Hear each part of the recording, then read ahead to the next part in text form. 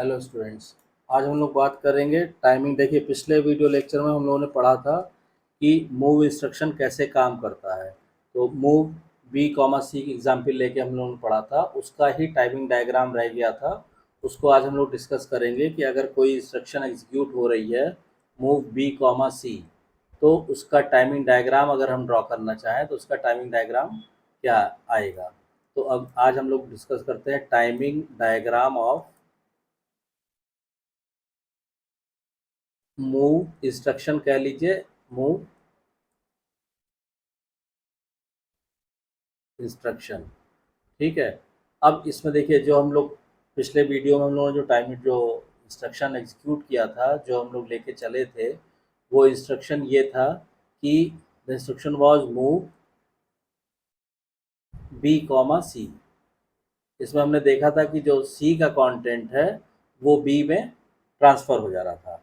अब तो ये सारी चीज़ें तो इसमें हमने आपको बता दी थी। अब इसमें इसका टाइमिंग डायग्राम बनाना इसलिए ज़रूरी है कि आप देखिए, पिछले वीडियो को आप रेफ़र कीजिए, तो उसमें हमने जो टेबल बनाई है उसमें हमने टी स्टेट्स जो लिखा हुआ है, टी स्टेट्स इस इंस्ट्रक्शन के लिए, उसमें हमने लिखा हुआ है कि 4, यानी चारों टी स्टेट्स जो होते हैं T1, T2, T3 और T4। ठीक है, ये चारों टी स्टेट्स जो है इसमें यूज़ होता है, तो इसलिए हमने टी स्टेट्स लिखा था 4।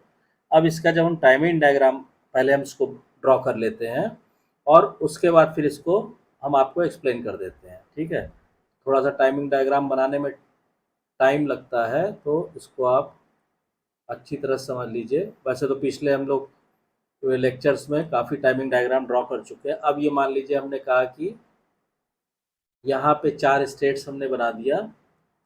ठीक है, यहाँ पे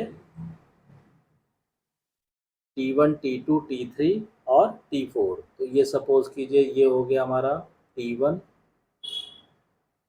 T2, T3। ये हो गया T1, T2, T3, T4। ये 4 टी स्टेट हमने शो कर दिए। अब इसमें जो डिफरेंट डिफरेंट सिग्नल होते हैं, वो अब आप इसको ड्रॉ करना शुरू कीजिए। तो जैसे सबसे पहले हमने क्या कहा कि क्लॉक सिग्नल जैसे हम लोग अप्लाई करते हैं, तो क्लॉक सिग्नल हमने अप्लाई कर दिया जैसे अभी तक करते आए हैं। ये क्या हो गया, ये हो गया क्लॉक सिग्नल। ठीक। अब उसके बाद एड्रेस आएगा A8 से A15 तक। ठीक है, तो उसके बाद हम एड्रेस ड्रॉ करते हैं A8 से A15 तक। ये हमने ड्रॉ किया ऐसे।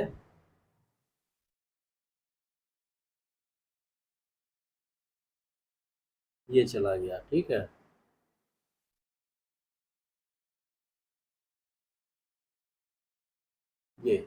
ये हो गया A8 से A15 तक। क्लियर। अब उसके बाद क्या होगा, AD0 से AD7 तक। तो AD0 से जब AD7 आप ड्रॉ करेंगे, AD0 से AD7, ये हो जाएगा आपका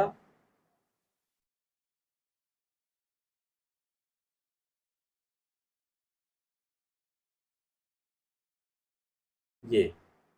उसके बाद यहाँ पे ये फ्लोटिंग स्टेट आएगा और उसके बाद फिर ऑपकोड फीड होगा। तो यहाँ पे बनाया ऑपकोड और ये हो गया पूरा। अब इसके अंदर क्या चीज़ है वो हम लिखते हैं। उसके बाद ALE से address latch enable signal on कीजिए। तो ये हो गया, मान लीजिए हम से दूसरा कलर से लेते हैं, सब उसी में तो मिक्स हो जाएगा। ये हो गया, ये हो गया ALE signal, address latch enable. ठीक। इसके बाद हम लोग क्या करेंगे, इसके बाद हम input output oblique memory signal. तो ये लिया हमने ऐसे, ये चला गया। ठीक है, ये सिग्नल हो गया input output oblique memory. Clear. उसके बाद रीड सिग्नल। तो रीड सिग्नल हमने लिया, ये आया, ये ये ये ये हो गया RD बार, रीड सिग्नल। फिर इसके बाद राइट सिग्नल, तो राइट सिग्नल तो यहाँ पे लो रहेगा, तो ऐसे हमने लिख दिया WR बार, ठीक। और फिर कंट्रोल एंड स्टेटस सिग्नल, तो इसको नीचे मेंशन करेंगे।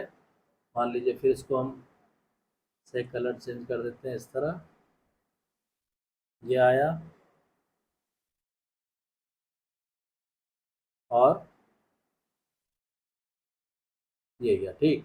ये हो गया आपका S0 और S1। तो इस तरह से टाइमिंग डायग्राम आप बना सकते हैं move B comma C signal का। अब इसके अंदर कौन सी चीज़ कहाँ पे क्या लिखनी है वो काम आप कर लीजिए, तो एकदम क्लियर हो जाएगा, फिर हम उसको एक्सप्लेन करते हैं। तो इसमें क्या होगा, चलिए, ये A8 से A15 में क्या होगा, ये प्रोग्राम काउंटर यहाँ पे एड्रेस डिवाइस, तो PCH हमने लिख दिया, और ये क्या हो जाएगा, ये अनस्पेसिफाइड हो जाएगा, अनस्पेसिफाइड। फिर यहाँ पे लोअर बिट आ जाएगा एड्रेस का PCL, और यहाँ आएगा ऑप कोड, ऑप कोड, ठीक। बीच की ये जो स्टेट है ये हम पढ़ा चुके हैं, ये क्या स्टेट कहलाती है, ये कहलाती है फ्लोटिंग, ये फ्लोटिंग स्टेट। फिर ये एड्रेस लैच एनेबल सिग्नल आ गया, input output oblique memory signal हो गया, रीड सिग्नल। अब यहाँ पे क्या है, सिंगल पॉइंट इफेक्ट आपको दिखाना होगा, तो यहाँ पे जब ये जो एज आएगी, यहाँ से आपने दिखाया ये, और ये जो एज आएगी यहाँ से आपने दिखाया ये, ठीक है। और राइट, यहाँ पे राइट बार सिग्नल जो है वो 1 रहेगा, ठीक है। और S0 स्टेटस सिग्नल क्या स्थिति रहेगी, तो S0 इक्वल टू 1 रहेगा, S1 इज इक्वल टू 1 रहेगा, और ऑप कोड फेच यहाँ पे रहेगा ऑप कोड फेच। तो ये एक तरह से हो गया आपका timing diagram of move B comma C, ठीक है। अब देखिए इसमें क्या होता है उसको समझ लीजिए, कि ये जो टाइमिंग डायग्राम हमने शो किया है इसमें क्या होता है, move B comma C is a 1 byte instruction.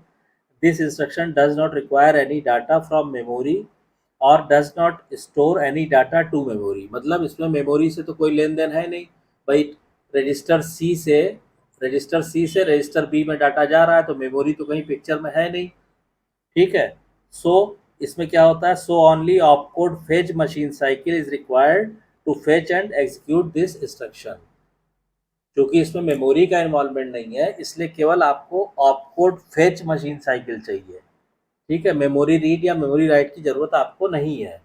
अब ऑपकोड फेच में क्या होता है, फॉर दिस साइकिल, वो हम लोग पीछे भी पढ़ चुके हैं ऑपकोड फेच साइकिल, यहाँ पे भी दोबारा से आप समझ लीजिए कि for this cycle the address is given by program counter. तो यहाँ पे एड्रेस कौन देता है, प्रोग्राम काउंटर देता है। The program counter places the address on the lower order address bus and the higher order address bus, यानी higher order bit address के यहाँ आ गए, लोअर ऑर्डर यहाँ आ गए, ठीक। The program counter is incremented by 1 two point two next instruction. तो जो program counter है वो एड्रेस यहाँ ट्रांसफर करके वो इंक्रीमेंट कर जाता है 1। This instruction does not require T6, T5 and T6 states, it contains 40। तो देखिए ये जो आपकी उसने बताया ना, मेमोरी से जब कोई वास्ता नहीं है, तो ये एक तरह से ऑपकोड फेच इंस्ट्रक्शन हो जाता है, या ऑपकोड फेच मशीन साइकिल में ही इसका काम, मशीन साइकिल में इसका काम हो जाता है। और ऑपकोड फेच मशीन साइकिल आप पीछे भी देखिए, तो हमने बताया कि that requires only 4 T states, ठीक है। इसमें केवल 4 T स्टेट की जरूरत पड़ती है, तो इसलिए T1, T2, T3 और T4 में ही हमारा काम हो जाता है। यहाँ पे T5 और T6 की ज़रूरत नहीं पड़ती है, ठीक है। और इस हिसाब से बाकी सारे ऑपरेशन, ये सिंगल पॉइंट इफेक्ट ये शो किया हुआ है एरो से, सिंगल पॉइंट इफेक्ट क्या होता है उसकी सेपरेट वीडियो पड़ी हुई है, आप रेफर कर लीजिए, आपको क्लियर हो जाएगा। तो इस तरह से आप मूव इंस्ट्रक्शन का टाइमिंग डायग्राम समझ भी सकते हैं, और ज़रूरत पड़ती है तो आप उसको ड्रॉ भी कर सकते हैं। तो आई होप कि आपको ये क्लियर हो गया होगा, और अगर इसमें कोई चीज़ नहीं क्लियर है तो इसको आप समझ लीजिएगा, क्योंकि आगे जो भी इंस्ट्रक्शंस आएंगी, देखिए सबका अगर टाइमिंग डायग्राम हम लोग बनाने लगेंगे तो उसमें टाइम बहुत ज़्यादा वेस्ट होगा। किसी पर्टिकुलर टाइमिंग इंस्ट्रक्शन का अगर टाइमिंग डायग्राम आपको चाहिए होगा तो आप मेंशन करिएगा कमेंट लाइन में, उस पर्टिकुलर इंस्ट्रक्शन का टाइमिंग डायग्राम हम आपको एक्सप्लेन कर देंगे। अदरवाइज टाइमिंग डायग्राम को आप बुक से देख लीजिएगा, that will be beneficial to you to save your precious time. Unnecessary watch time बढ़ाने से कोई फ़ायदा नहीं है, और बाकी सारी चीज़ें इंस्ट्रक्शन के रिगार्डिंग हम आपको समझा देंगे।